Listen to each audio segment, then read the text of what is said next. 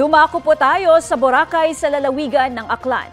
Alamin natin ang sitwasyon doon ngayong Martes Santo. Sa ulat on the spot ni Kim Salinas ng GMA Regional TV 1 Western Visayas. Kim?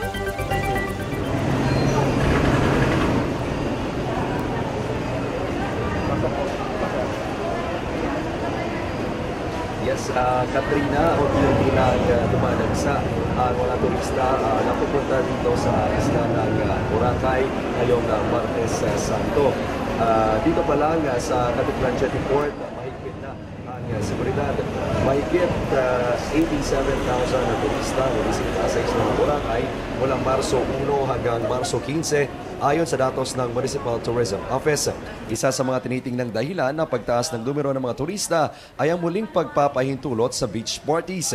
Ayon sa LGU, hindi raw ramdam ng mga turista ang pagmahal ng rates ng halos lahat ng establishmento.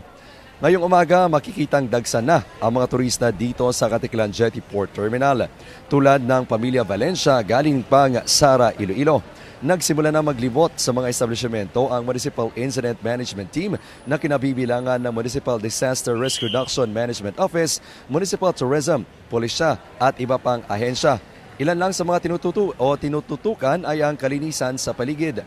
Paalala po sa mga pupunta sa Boracay, bawal ang paninigarilyo at pag-inom ng alak sa beach area simula kahapon. Muli itong pahihintulutan sa araw ng Sabado. Nakakalat na rin ang mahigit 200 police personnel sa beach area, sa mga kalsada, sa ports at sa mga establishmento. Nananawagan ang pulisya sa mga bisita na sundin ang lahat ng mga alituntunin na inilatag ng LGU at mga otoridad upang mapanatili ang kapayapaan sa Boracay. Sabi ng Chief Security ng Katiklan Jetty Port Terminal, bukod sa mga polis, may naka-standby ring taga Coast Guard, taga PIDEA at meron ding nurse stations sa Boracay. Katrina, mahigpit na chine-check ang mga bagahe ng mga pasahero kaya huwag na pong magdala ng mga ipinagbabawal tulad na lamang ng mga matatalim na bagay, baril at maging ng lighter na posibleng pagsimulan ng sunog.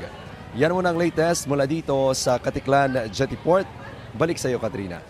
Maraming salamat, Kim Salinas ng GMA Regional TV 1 Western Visayas. Kapuso, para sa mga maiinit na balita, mag-subscribe sa GMA Integrated News sa YouTube. Sa mga kapuso naman abroad, subaybayan nyo kami sa GMA Pinoy TV at sa www.gmanews.tv.